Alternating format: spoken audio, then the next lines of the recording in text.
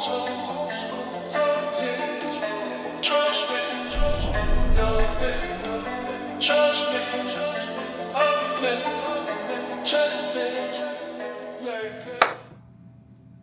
with another episode of Fight Court Podcast. I'm Slick Nick. We got Nick T, and we got the man, Zack, True Grit Porter. Nice to be here. Welcome, brother. It's about time you made it to a real podcast. Let me shake some hands. Shake some hands on here. Yeah, man. I actually got to meet you recently at the seminar I did over at T-Town for the first time face to face. I got to have some communications with you prior to that. You always seem pretty down to earth and pretty in tune with certain things that a lot of people aren't in tune with, so that's cool. I fuck with that. I know you got a little bit of beef with one of the members here, little Mr. Crazy Legs. It's kind of tapered off a little bit because he's radio silent, but I'm okay with that, man.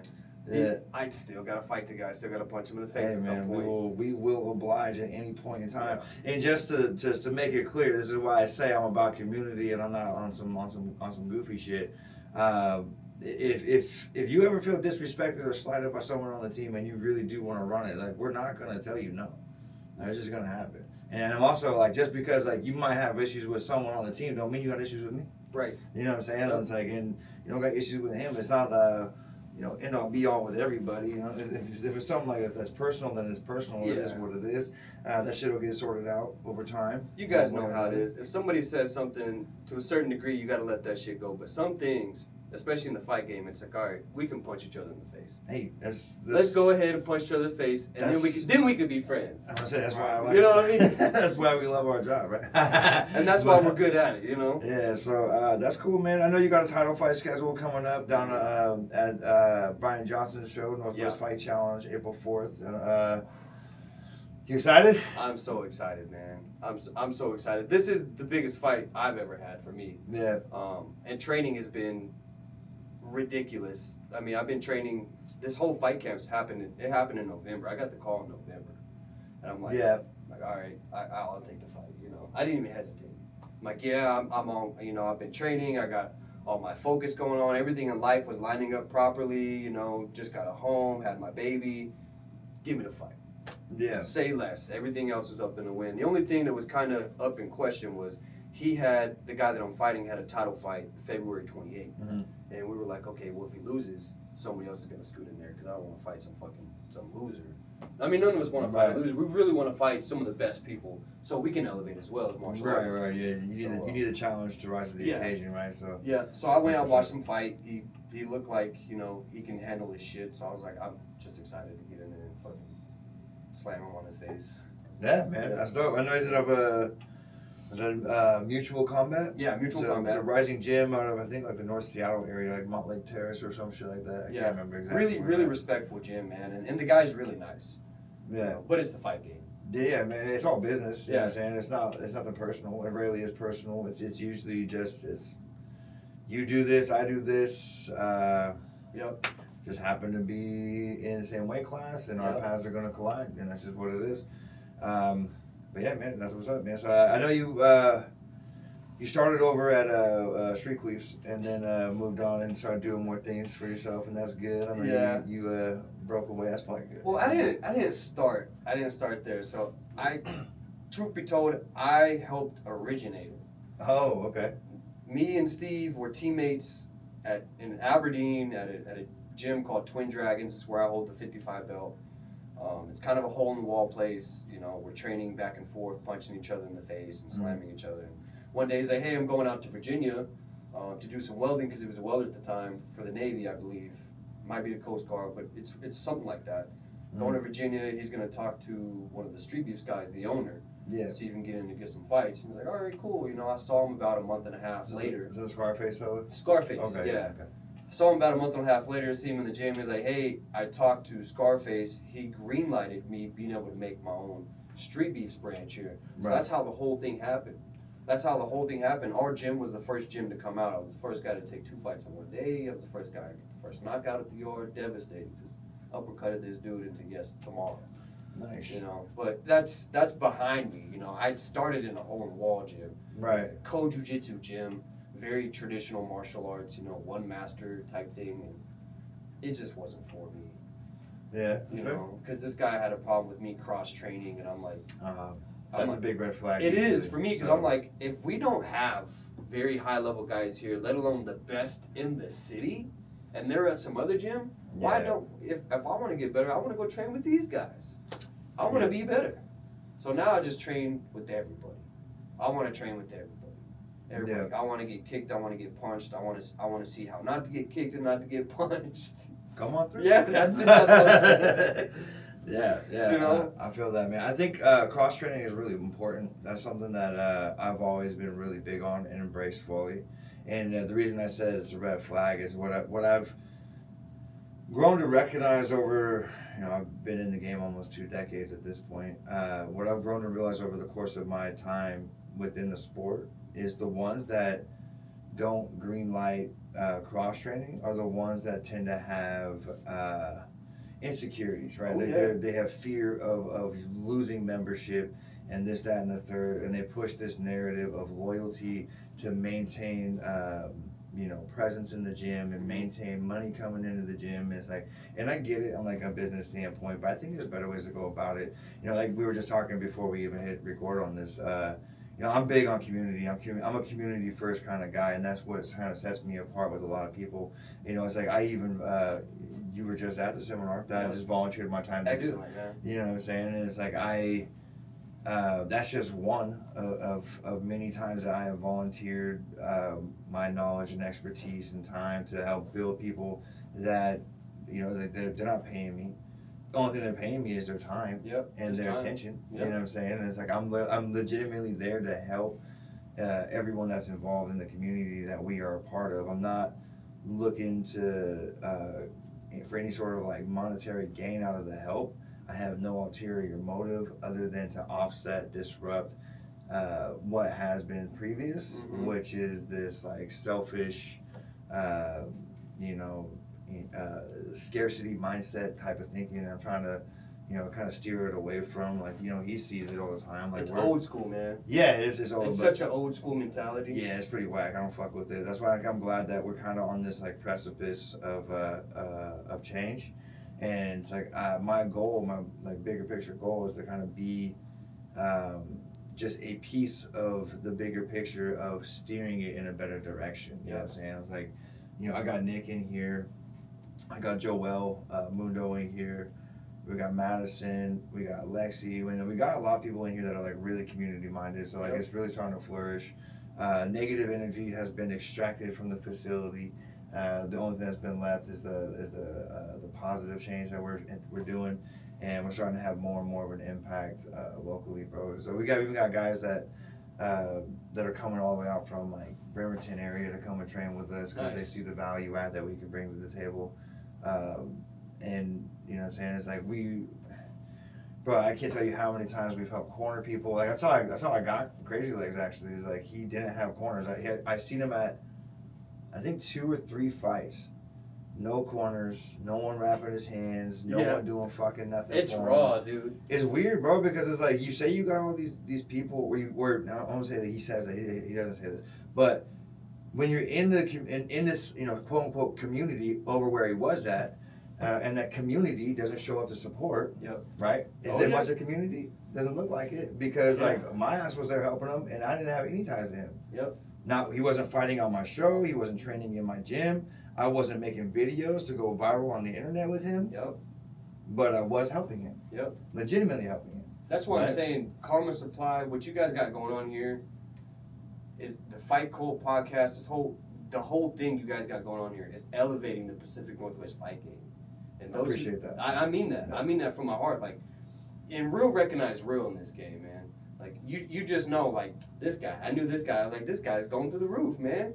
Yeah. Nick's to the star, to the moon, Nick to the moon, Nick to Mars. Making moves, man. Yeah, like, you guys are really elevating the fight game over here, man. And it's beautiful to see. And I'm definitely, like, amped to get in here and just feel it. Just be part of that community. Yeah, man. Like I said, like you guys can hash out whatever needs to get hashed out, but you're more than welcome to come through. Absolutely. You know what I'm saying? Like that all the branch will be there when you're ready for it.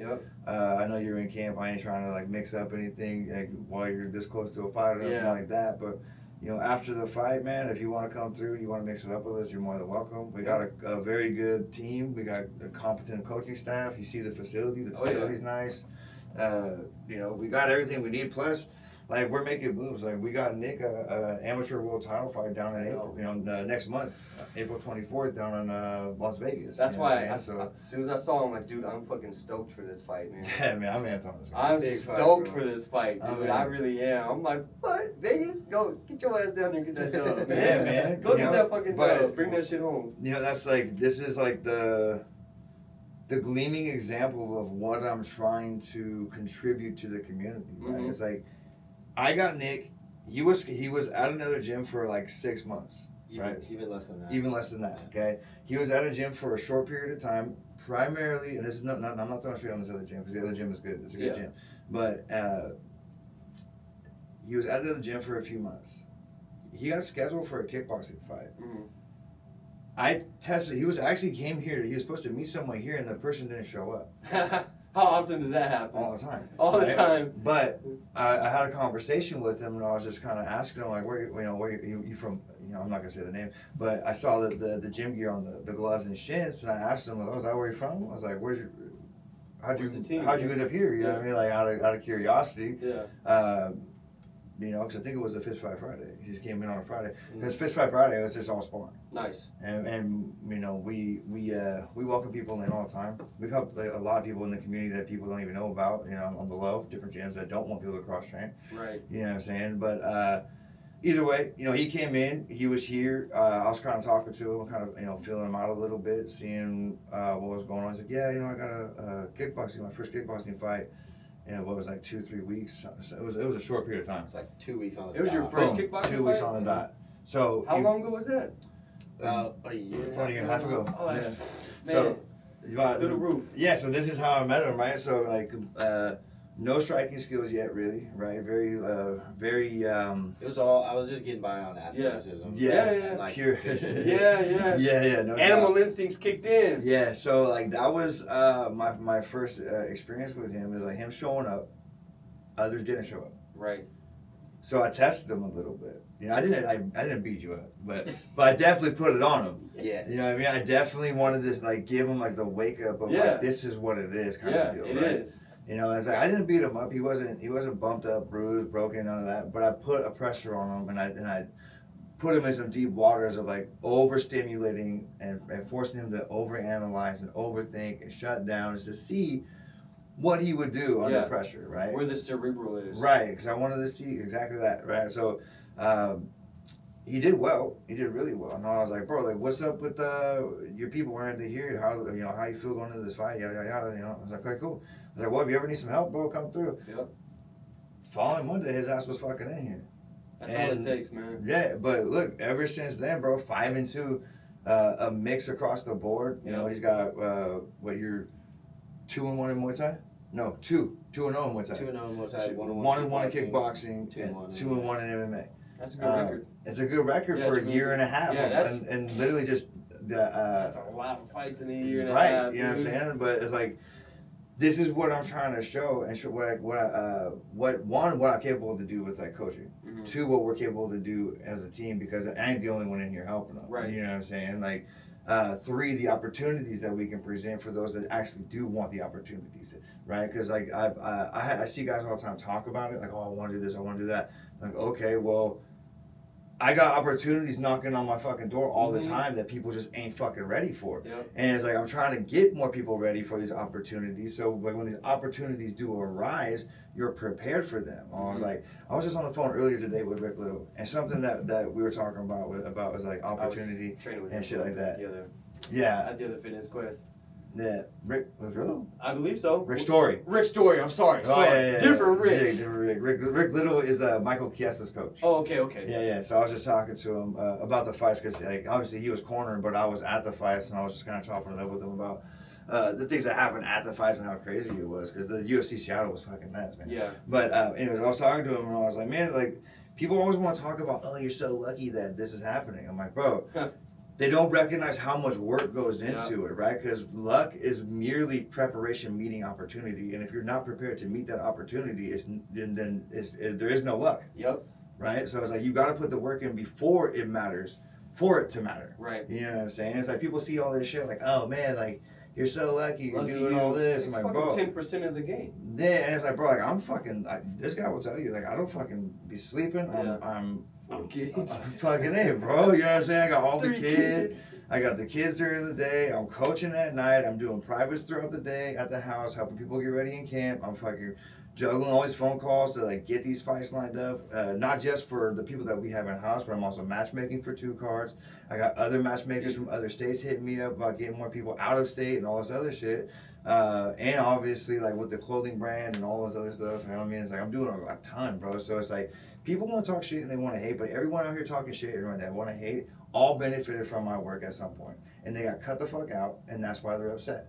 I'd be upset too if my fucking my workhorse stopped working, right? Like, yeah, I'm upset. Now I have to actually apply myself. Yep. Yeah, get to applying, motherfucker. Yep. You know what I'm saying? Like everyone wants the fruit without the orchard type shit. You know what I'm saying? So that's what I'm saying. Like when you're ready, bro, you want to come through. I'm telling you. Our team is growing. We're getting more people on a regular basis, more opportunities on a regular basis. And I'm not trying to just keep motherfuckers in-house. Right? These other promotions, they do not provide forward trajectory. They want to keep you where you're at so they can benefit off of ticket sales. That's what it. I'm saying. I get really stingy with my time. Dude, you should. I get really, because, I mean...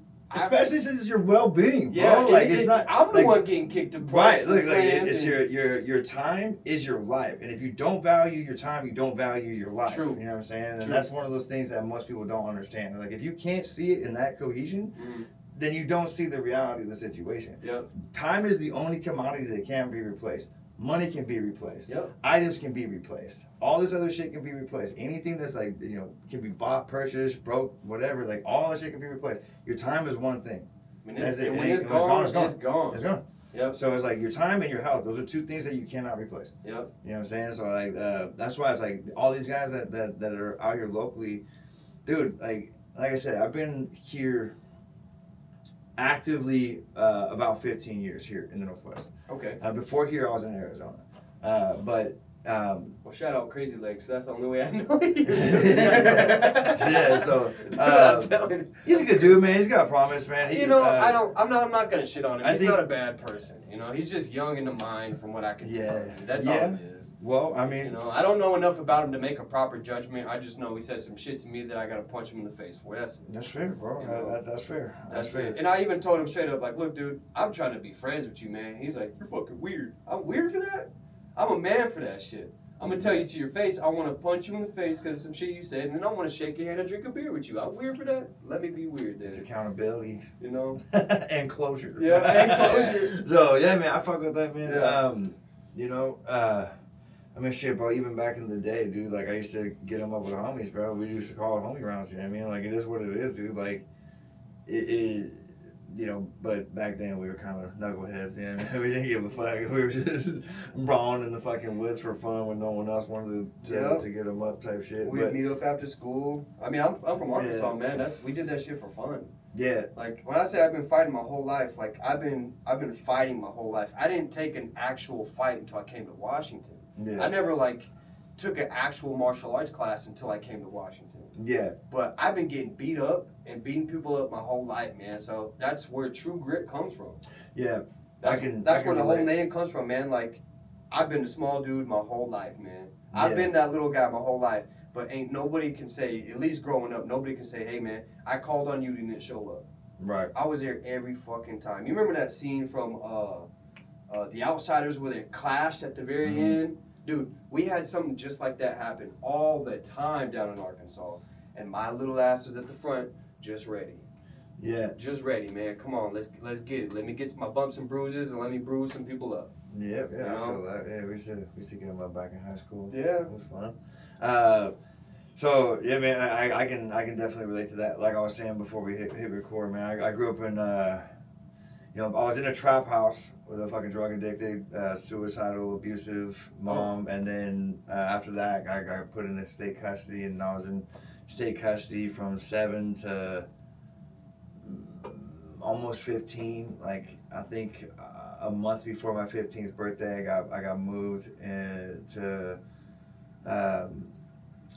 my uncle's place out in like the Bonnie Lake, Buckley area, and that was a culture shock because I grew up in the fucking hood, so that was way different than what I was used to. But you know, then that didn't work out. They kind of kicked me out the house when I was like 17, man. So I was homeless at 17. Yep. You know what I'm saying? But all throughout my entire life, man, it's like I had to get them up, not because I wanted to. Eventually, it became because I wanted to, Yep. right? Because it was such a habitual normalcy, right? But and then it just perpetuated at that point. Yep. But prior to that want and desire, it was a necessity. I had to, out of survivability, Yeah. Because like the group homes and shit that I grew up in, dude, like they were ran like fucking jail. Yeah. You know what I'm saying? Like there was 4 bunks, 1 room. You know what I mean? Like I had a single drawer and whatever few items I had in that drawer. Not even a whole dresser. Not even a whole ass dresser, bro. Yeah, man. So, but you know what I mean? It's like, so I was like, I grew up like that, and everybody that was in the groups homes I was in, because I was considered like, I think like a level 5, as far as you know, like violent, high risk type shit. Because you know, like I was small until probably junior year of high school. Yeah, it must be nice, asshole. Then I hit a growth spurt, man. Both you guys. Yeah, but this dude's like all milk and cookies, bro. No shit. Body by milk. You listen to the Got Milk ads. I should have drank more milk. But yeah, bro. So you know what I mean? So it's like it's just different. Like growing up from that, when you cut from something different, when it's not like it's not sport, it's survival. You know what I'm saying? And it's like going into competition, bro. It was. I thought I'd be a little more like shook, but it was actually a little more comforting, peaceful. Because I'm not worried about getting stabbed. Yep. I'm not worried about getting shot. I'm not worried about having someone bust me in the back of the head with a brick or a bat or whatever the fuck else that I had to deal with back in the day. And for the most part, you can see everything coming. Yeah, and it's hand to hand. Yeah. So and there's a referee in there. Yeah. You know what I'm saying? So I was like, oh, this ain't too bad. I was reluctant at first to get into MMA. I was just gonna stick with like kickboxing originally because that was just more natural for me. I couldn't fucking sprawl to save my life when I started doing MMA. Man. And then but I was over at Victory Athletics with like Dennis Hallman and fucking you know, Corey Davella and Benji Raddick, RIP, and all these dogs, bro, that were fucking high level wrestlers, like UFC Strikeforce level wrestlers, and they were just fucking me up. Just, you know what I'm saying? So my understanding was like, I ain't cut out for this. Yeah. And then when I went against someone that was actually like not them, I was like, holy shit, that was a fucking breeze, bro. But yeah, it changed my whole perspective on it. And then, you know, that gym closed down. I ended up over at Synergy, and then I think it was like a 3 or 4 fight win streak, just all first round finishes, back to back. And in MMA? In MMA. Yeah. And then after that, I went back to fucking Muay Thai. I just focused on Muay Thai and did my thing with Muay Thai and just did like, I really enjoy like the tournament style thing, like the, you know, 3-day tournament, you know what I mean? Multiple fights in a weekend. I haven't had that yet. It's fucking dope. I haven't even had a Muay Thai fight yet. Oh, it's fucking it's fun. I'm like, I mean, I went 5-0 in kickboxing and through the regionals, you know, like they had a couple fight promotions down in Longview, Kelso, Centralia, back when Phoenix Echo was kind of running his thing. I don't know if you know who that is. I actually, one of the first kickboxing fights I did outside of the gym shows at Victory was down in Chehalis. Mm-hmm. I'm trying to remember homeboy's name. I'm not trying to butcher it. Was it Caesar Rodriguez? No, it was Rodriguez run one too. Was it Marumbe? X amount. Marumbe, maybe? Zoom It out. might have been Marumbe. But I can't remember homeboy's name, man. My bad on that one. But I fought out there, and even George Dodd, I think, actually reffed that fight way back then. And I think that was like 2013 or 2014. This was years before mine. Mine was like 2017. Yeah. So that was a long time ago. But yeah, man. Been around a minute. Fucking 12 years ago, dude. Yeah, I'm getting old. That's why I'm fucking building assholes like this fucking. Like build them up for world titles, son. Yeah, I'm excited for that, bro. Big time. And Bro, you're looking good. Anybody in the fight community is excited about that shit, man. When we got people from the Pacific Northwest traveling to do their fights, it's like all media.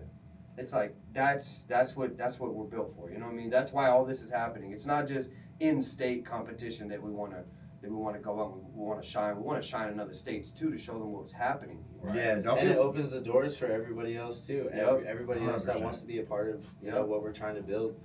Man, we go out there and we do good. Whoever it is, now it's like, oh, who else does this? Yep. Who else did these people got? Now they're hitting up your coach, your gym, that area. Yeah. They're Googling, they're YouTubing. Right. Yeah, man. I got bro, no bullshit. Like right after KCFC 2, the following day, bro, like I had like 5 or 6 promoters from all over the country add me on Facebook trying to, bring more people. I mean, obviously we got Homeboy match. Yeah. You know what I'm saying? So I'm excited for that, bro. That's gonna be big. We got Dylan Potter on the same show. That's one of our most experienced pros on the team. Him and I go way back as well. Like we both trained out of Victory originally. So I've been watching Dylan fuck people up for a long time. Nice, man. Yeah, so I'm excited to see him back in there, and he's doing really fucking well too. I was joking with him the other day, and I was like, man, see you, because he used elements of the movement that we've been working in our kickboxing class in that boxing fight he had on that Clarissa Shields fight on Detroit. Yeah. And he looked good. He was moving and he was finding good angles and he was tagging Homeboy. And the dude that he fought was super experienced. Like I think he was like 5-0 or 6-0 as a pro. No one as a pro lasted past the first. He was the first one as a pro to go the distance. Mm-hmm. But his amateur record was like 256 fights. Jesus so Homeboy Christ, was like dude. super proficient in the boxing capacity, right? How do you So, even get that many fights, dude? I mean, tournaments, bro. That's crazy. Yeah, you know what I'm saying? If you're doing tournaments, I mean, that's what I'm saying. That's why I like the tournaments. It's like I like the experience level you gain over the course of 1 weekend. Yeah. You know what I'm saying? If you're getting, if you think about this, you're getting 1 to 2 fights a day, 3 days. Yeah. You're getting 3 to 6 fights in 1 weekend. That's a lot of fucking fights, man. That's a good time. Yeah. I'm conflicted with boxing though, man, because we see more injuries happen long term in boxing than we do MMA. Yeah, well, there's less routes to victory. Yeah. The only route is punching you in Just your punch fucking you in head. the face until you stop moving. Yeah. And then maybe after 10 seconds, if you keep moving, then we can do it again. But in MMA, it's like you got the ref there protecting you. There's so many facets to finish, Yeah. like we saw this weekend with Macy Barber. Whoo, bro. So I never seen anything like that in MMA. No, I mean, that was my first time. She got knocked out with that 2, I believe it was. Yeah, It was a straight 2. Then she got punched on the way in for her to finish the choke. yeah. Like, and people were like, "Oh, nothing like that in women's MMA." I'm like, "No, nothing like that in MMA. Period. Yeah. Show me. I want to Period. see the clip." I've never seen anyone do that. Yeah. That bro, like being there in person. Yeah. I was legitimately concerned for. We were concerned, dude. You see that shit on the Bro, TV? Look, dude, I've never seen someone react and then flatten out and just have eyes wide open. She and, did react. She kind of grabbed the But leg. that's like pure adrenaline. you know Yeah, what I'm and then saying? she was just like, out. I was like, bro, she's talking to God right now. I'm saying, bro. She was like, That was scary looking. it was Yeah. crazy. But that's the reality of the sport, and that's Yeah. why it's important to train and be Yeah. prepared and take this shit seriously. Because Yeah. this is it's not a fucking joke. Yeah. And when you get in the cage against someone real, bro, you're no longer able to clip farm. Yeah. Nope. You know what I'm saying? Shout out Ain't when you gonna see. You're no longer able to clip farm. Shout you know out what I'm when you saying? see So on that one. it ain't gonna happen no more. Yeah. The reality. That's the like, bro. I think that's the thing that really drove me towards martial arts and competing, bro. It was the truth factor. The realism. Right. You know what I'm It's saying? real as fuck, man. Because you could talk all the shit you want, Yep. but the only thing that matters is the performance the night of. Yeah. You can have I a love phenomenal that camp shit. and shit the bed in the cage. Yeah. You can have a terrible camp and shine in the cage. Yeah. And it's like you never know who's gonna show up that night. Yeah. And that's something that I'm always trying to tell these guys, right? The most important thing is who shows up night of, Mm-hmm. right? Who wants it more? Who's gonna go out there as if they really want this shit? Whose dog is hungrier? Right. It's like I mean, fuck. Look at the Izzy fight. I'm a Yeah. big fan of Izzy. Yeah. But, like, We all bro, are.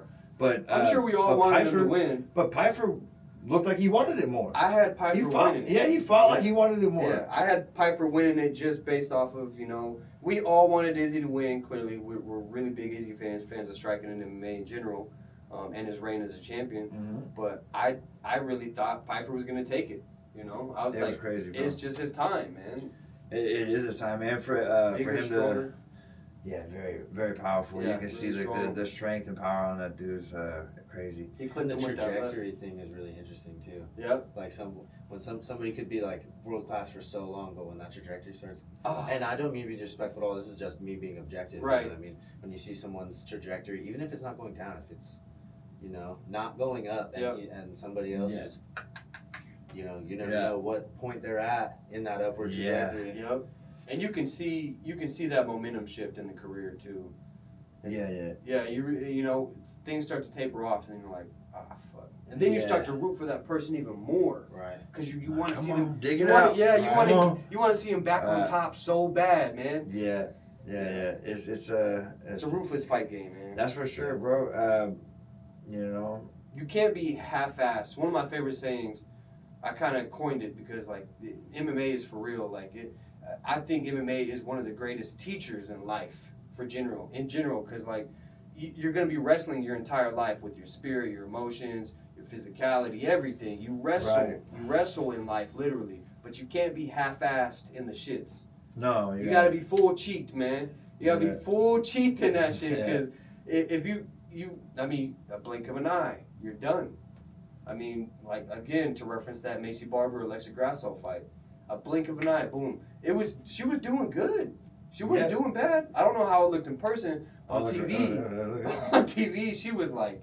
No, she had a lot of spring in her step. She was fucking moving and She looked good. But, you know, if you... I was talking to Rick about this as well. I was like, the thing that I enjoy as a coach, when I spectate, is like I can see the early onset of the probing and the direction of where they're trying to take the probing to. Yeah. Right? The setups they're trying to create, the opportunities they're trying to create based off the data that they're collecting off the pros. And it's like you can see the early setups from Grasso. If you rewatch it, you'll see it. Okay. She hits the same thing in different ways 3 times. The 4th time is like when she actually put her on. I think it was either 3 or 4 times on the feel out process. But I'm pretty sure it was 3 times. On the 4th time she actually caught her cold. Yep. Right, because it's like Right down the middle. yeah, it's really good. I mean, this is the kind of stuff that we're always working, like corralling opponents and you know, steering them into shots, forcing the collision. Right, it's a force multiplier. It's not just you throwing as hard as you can. It's you bringing them into the shot and you throwing as hard as you can. So it's like it's a double lip, right? Because it's like 2 cars going 60. Head-on collision is 120, right? But each one's individually traveling at the 60 point, right? So it's like creating those moments of that crash and using that force multiplier to your advantage shows a different level of fight IQ. You know what I'm saying? And it's like I think that is something that would benefit a lot of people to kind of be a little bit more mindful of. Oh, absolutely, man. You got to know when you're getting corralled, at least. Yeah. You kind of feel it. You kind of feel it when they're going this way. They're trying to flush you out this way. You know, there's... Yeah. But sometimes people are really subtle with the movement. And you know what? When you're in there and you're actually fighting, sometimes it's hard. Yeah, you kind of go blind Right. to certain, you know, probes and feelers. You're running off of instinct at that. Sometimes at that point, your adrenaline's through the roof, and if you don't properly train, I think, you know, that's why I believe in. Like I said, I believe in breathing techniques. Yeah. It's fucking everything. That's man. huge. I mean, even during my time with you know, the bank system, like speaking to the boss Bruton in person, like he's huge on the breath work. I got the thing, man. Yeah, he's huge on the breath work. I tell everybody about that thing. I'm like, this has leveled up my cardio through the roof. Yeah, and it works your lungs different. So, yeah, I agree. The breath work, I think also like properly training your nervous system, right? Not just mimicking mechanics and going through sequences, right? Because anybody can hit pads. Yeah, it doesn't mean they can do it well with intent. Yeah. And so, you know, having the I'm big on competency of concept. You know, that's something that I'm always preaching on, is the competency of concept and the positional awareness. Those are the 2 components that I think are quintessential to someone's success rate and trajectory, right? Because if you can have both those elements locked in, moments of adaptability, moments of evolution will naturally and organically arise, even in the moment, right? Even if it's not planned, Absolutely, right? It'll arrive. So that's something that I'm fucking huge on. So the breath work being one, right? The range, the distance, the timing, like all that thing, like is cohesive together. You know, there's just so many elements to this shit, dude, that people just they see the physicality, they don't understand the depth of cognitive ability it requires. Yep. Right.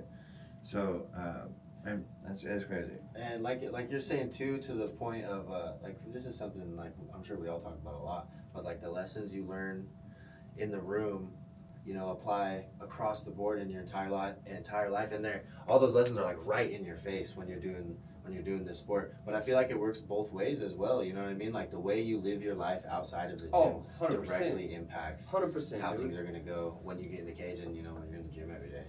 Yeah. So 100%. You kind of got to live a martial arts lifestyle, right? Like this whole camp. Like, I know I'm pretty big on weed, man. I like my weed. I've been a stoner since 15, since I found it. I found that shit at 15. Ain't left it alone since. This entire fight camp, I've only smoked probably 3 times, and just a little get it away. You know what I mean? You I feel know, that. but it's like.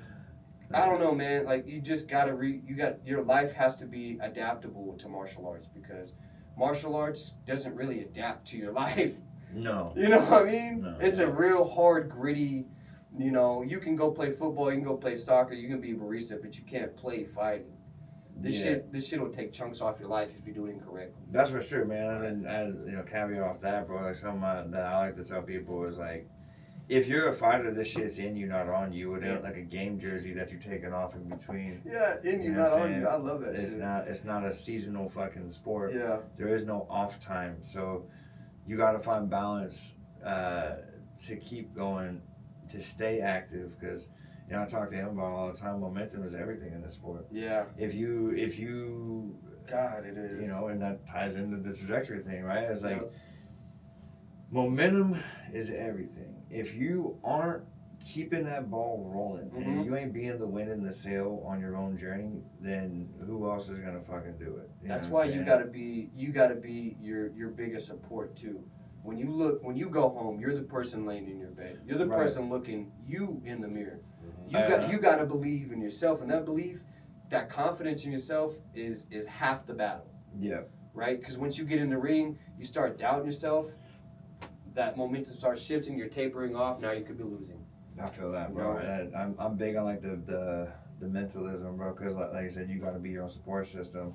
And like I already mentioned, dude, like the way I grew up, I had no other choice. Yep.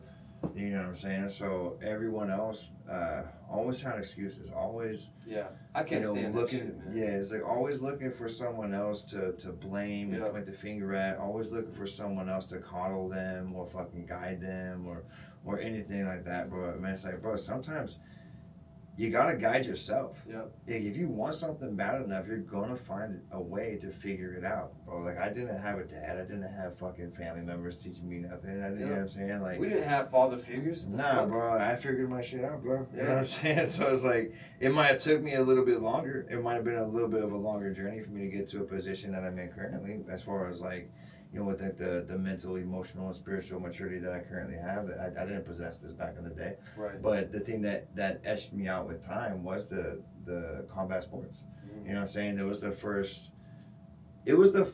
place that when I walked into the room, immediately felt like I belonged. Yeah. You know what I'm saying? Like, bro, like something about this. Yeah. I just feel like I need to be here. I belong here. Yeah. Bro. Like this is it. Yeah. You know what I'm saying? Like for better or for worse, this is it. And I'm all in on this shit still, bro. You know, even I'll be honest with you, like when I was away, dude, like depression, Yep. anxiety, all the old traumas and demons like you're talking about wrestling with, bro, like all of them started to fucking arise again. And it's like I realized that like I need this shit in like a therapeutic sense. Like this is like the way that I started to recognize it is that it's almost a physical form of meditation, because the only thing that matters in that point in time is that point in time. Yep. Not the outside stressors, not the inner conflict or the little shit that's stressing you out about your job or fucking girlfriends or boyfriends. but I'm just fucking with you. I know you like girls. Yeah.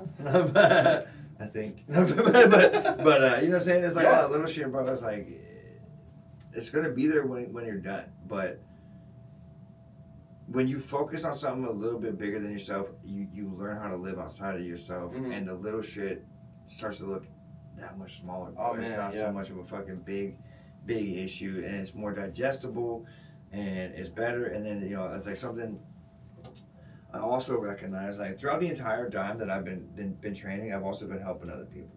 You know what I'm saying? So like over the course of time, I've been kind of.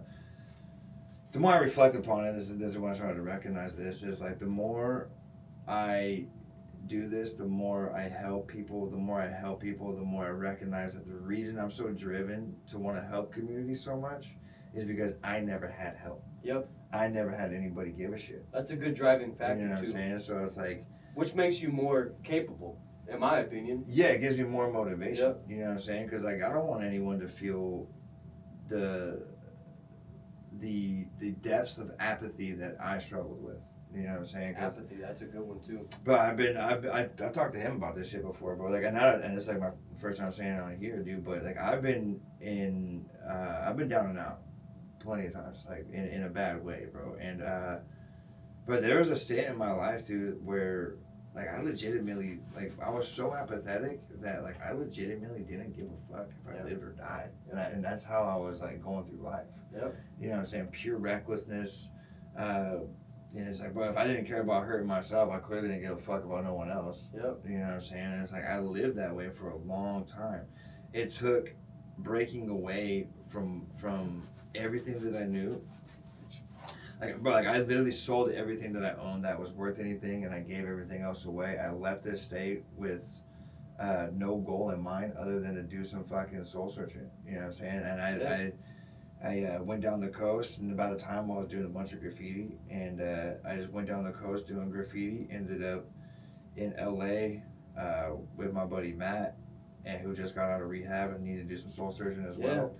He's doing great now. He owns 2 businesses, got kids, got a house, all that shit.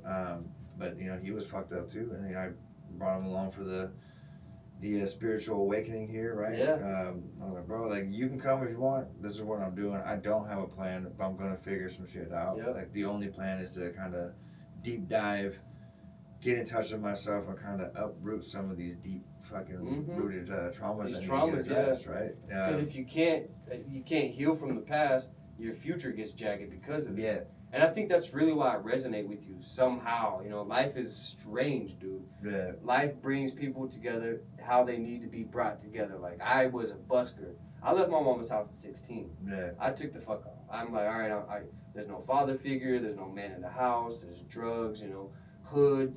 Arkansas it's hood, man.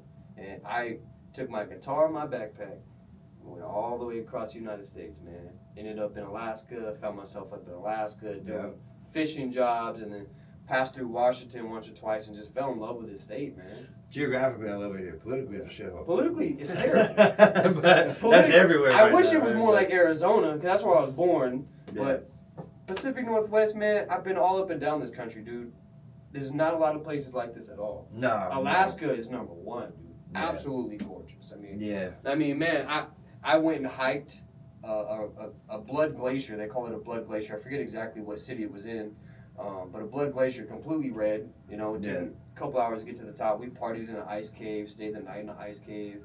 We were kayaking on, fishing on top of hundreds of thousands of fish. You look down, you can just touch a fish like this everywhere. Fish everywhere, and it's like, how are people not living here? Then you're like, oh yeah, because everything gets fucking flown in or boated in. Yeah. It's so fucking desolate, man.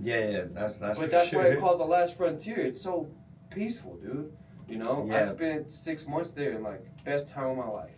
Yeah, bro. I said like after LA, like I ran out of some cash and ended up over in Arizona. This is what led to me doing MMA eventually, right? Because I ended up in Arizona and I was doing like a mill expansion project, and I was out there for almost 3 years. Mm-hmm. Ended up meeting a dude out of Mexico. It was a professional MMA fighter out of Mexico. He was like best friends with Pablo Savori, and Pablo Savori was on Tough Latin America, and they're from the same gym, from the same town. They were training partners together, and he started to put me on game. And then I started meeting some more people. I met this cat named Ken Lester. He was a judoka, really good dude. He Fucking was, judokas, man. yeah, he's solid though. Really cool guy, man. So and then I met this dude named Jesse Frias from Cali originally, and he ended up like working with me on boxing and all that shit. So like I met cool people along the journey, bro. But prior to that, bro, I was doing blow. I was drinking every fucking day. I was popping pills and shit. Doing whatever. This is why exactly. That's what I'm saying. Like the Just apathy living. thing. Yeah, living. Yeah. Living to die. Yeah. You know what I'm saying? That's so what I do with the parentheses. yeah, I had to get the Living. fuck out of here, bro. Because you're trying to escape something inside. yeah, you know what I'm saying, and I could recognize that, and everything was too easily accessible here, too familiar. I needed to fucking, shake some shit up, and that's when I left the state and ended up in Arizona. Yep. You know, and I was there for like I said, almost 3 years. I'm from Kingman. Oh, word. Okay. Yeah. It's So like north Arizona. yeah, deep south, the same area that Gaethje's from actually. Yeah. So, Okay. like Safford area. Like, Yeah. the town was actually called Morenci. His dad still works there. If I'm not Mining, mistaken. right? Yeah, but it's not like an underground mine. It's like mountains up in the Yeah. mountains. It's interesting as fuck. There's actually some really cool shit out there, bro. Like you're saying with the fish, bro. So not far from where I was at, there was this little like oasis. But near this oasis, there was also a fucking a dope ass bat cave. So I would just go out there and I would just chill and watch the sunset. Bats. Bro, just watching the bats pour A out. whole Dude. fucking swarm. Yeah, and it's like I don't know if you've ever, you're from Arizona, so like, the Arizona sunsets, bro. They're fucking dope. Oh, you can't beat it. They're dope, bro. You really cannot beat it, They're man. insane. They're so different from. It's the same in Texas. Yeah, it's just so different from here. You know what I mean? And it's like that plus the oasis plus the fucking bats rolling out at night, bro. It was a vibe, man. I fucked with it heavy. But that was the kind of stuff that I needed to kind of really like unpack my bullshit and kind of figure myself out. Yeah. And then when my job wrapped up, I kind of wanted to see like, okay, I'm in a good place. I haven't drank in months. I was like, I quit smoking cigarettes, quit doing blow, quit juggling hoes. I quit, all these vices that I had. I stopped, and I wanted to kind of make sure that like that shit was actually solidified. I had that much self-control. Like I had the discipline and all that other shit. You know what I mean? So I came back to Washington. Plus, my aunt, the one we were just building that shed for.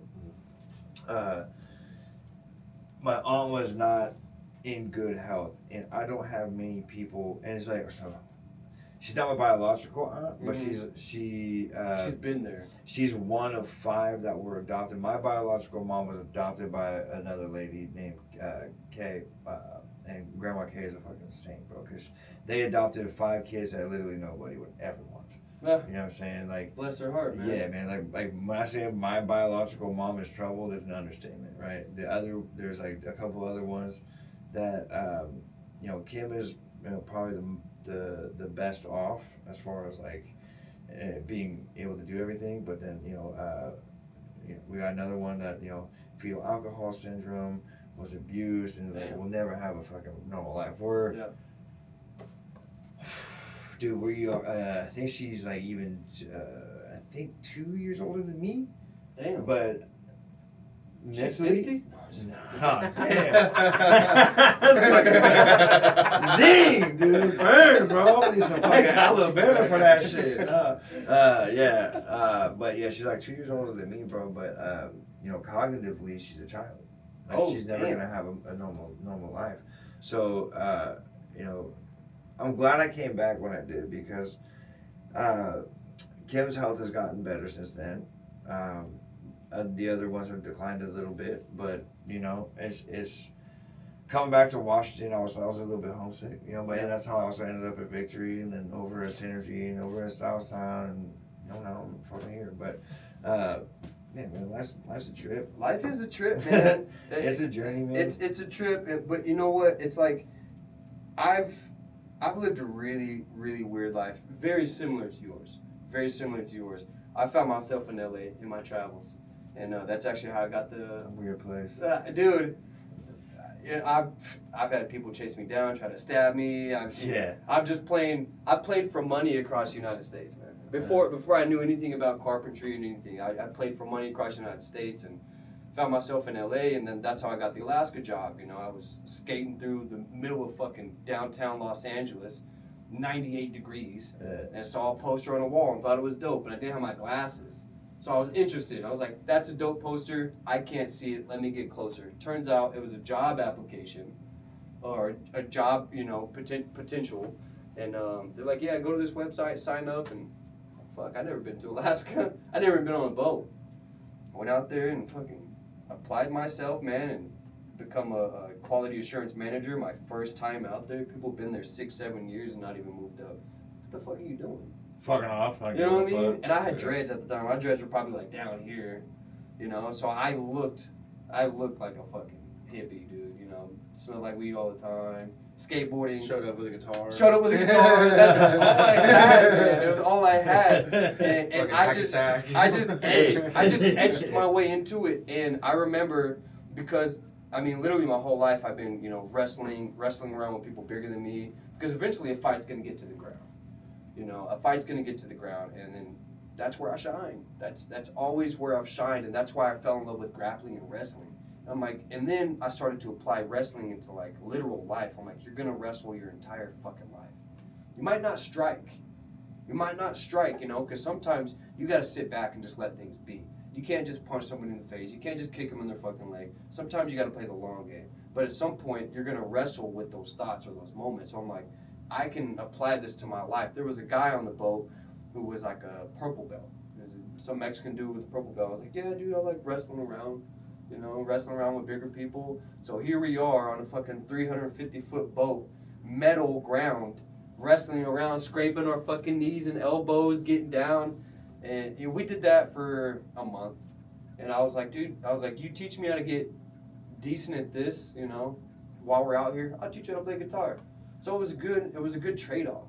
And then that's where I really fell in love with like trades. Now I'm like, all right, I got off the boat, I came back to Washington, I started falling in love with carpentry. I've been building homes from the ground up now for over 10 years. Yeah. And I just felt, I'm in love with construction, man. Concrete, drywall, all of it. Finish, exterior, interior, all of it. It's my passion. I tell people like, you work a job in construction. I'm passionate about what you're doing. I don't fucking hate it. I mean, I built homes in Ocean Shores for 4 years, dude. Ocean Shores. If you know anything about Ocean Shores, the weather's terrible. When it's bad, man. Like, I built homes in the rain for almost 4 years straight, dude. Sun up to sundown. And, like, that taught me everything about, like, just being, you know, mentally prepared for the environment here in the Pacific Northwest. Well, it's a mindset, right? Fuck, like being, like a lot of people don't, again, a lot of people don't take the time to develop the right thinking, the way to think, right? Because the thought patterns become perpetual, right? They become habit, right? So, well, you got to be curious. Yeah. You really got to be curious about what's going on right here, because man, none of us really know what the fuck's going on. We're just doing. Right. You figure shit out as we go. Yeah, right? we're figuring shit out. Anybody who says they have the answer, fuck that person. No. They do not have the answers. None of us have the answers, which is why it's important to come together. Yeah, that's why I'm so big on like the community thing, bro. Because it's like you might be struggling with something that maybe someone has a perspective that might actually help. You know what I mean? It's like, because I think that's fucking huge, man. Like having a little bit of help or a little bit of support, or even if it's just someone to fucking listen. Yeah. You know what I mean? Like, that's what I'm learning with my wife, dude. Yeah. Shout out my wife. shout out my wife for being my biggest supporter and my rock, man. Like, she's taught me. She has been everything in my life, man. I've been blessed with my wife. And, like, when I got with her, she'd never been in, like, a legit relationship. She's still at home with her mom. She was very, like, coddled, you know. And here I am having traveled the whole fucking United States with a backpack and a fucking guitar. And I'm married to somebody who hasn't even left the state, let alone the city. Yeah, man, found her in the life. Oddly enough, when I came to this state, I knew I would meet my wife. weird feeling. Yeah. Man. So we had a team that had that mental health crisis, man, and that was a bit triggering for me, like I was just saying. Yep. But reliving some shit and unpacking some shit as you get older and mature, you get like a new lens to kind of view uh previous thoughts of reflection, right? So it's interesting. You'll see it as like your kid gets older. You'll have to relive certain moments that may be discomforting to some extent, but the new, more mature lens will provide like a whole nother perspective that you didn't previously have. But it's I love to interesting. hear it, man. I love to hear that because it just gives me more hope. Yeah, You know, I like to think that I have a lot of hope and plenty of faith. You know, I got a lot of hope, but I got plenty of faith, man. man, bro. Uh, Hope's a choice, and faith is something that you can really get through a lot of shit with. And dude, yes. yeah, so Get through a whole life because of faith, man. that's for sure, man. I can fuck with that. So yeah, man. So you got your fight April 4th. Yes. I know that's gonna be exciting. Down at Brian Johnson's show in Centralia. Yeah, we're prepping accordingly for this guy. I mean, I've poured. I mean, I've been almost 7 days a week at the gym. Cooking, preparing, strength and conditioning, breathing. I mean, all of it. I mean, I was training the other day with Mighty Mouse. Yeah, That was tight as fuck. yeah, I saw that. Yeah, because he comes to the UFC fit, and I'm not like I don't like being that person, fangirling or fanboying, but it's so hard because you got this person there that you've seen on a screen for however many years, and you're like, damn, I want to ask them about this, or I want to show them this fight that I had, see what they saw. Well, a while back, I was supposed to fight Wing C at the scrapyard. Just fell through because me and Steve, we don't see eye to eye about some shit. So he fucking cooked up some bullshit fight with the chef, and we saw how that happened. He fucking Wing C mowed him down. But shout out to the chef for the effort, anyways. But I wanted to say, hey man, because I know my name in his ear because he was maybe he knows about. I'm like, give a fuck about me. I know to accomplish. I'm here at the gym. Is I'm he's in the, he's or he's just trying to he's at the he's, it's huge. It's huge for me because of the circumstance.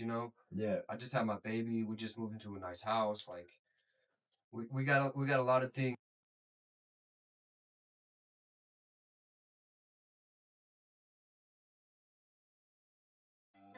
Songs of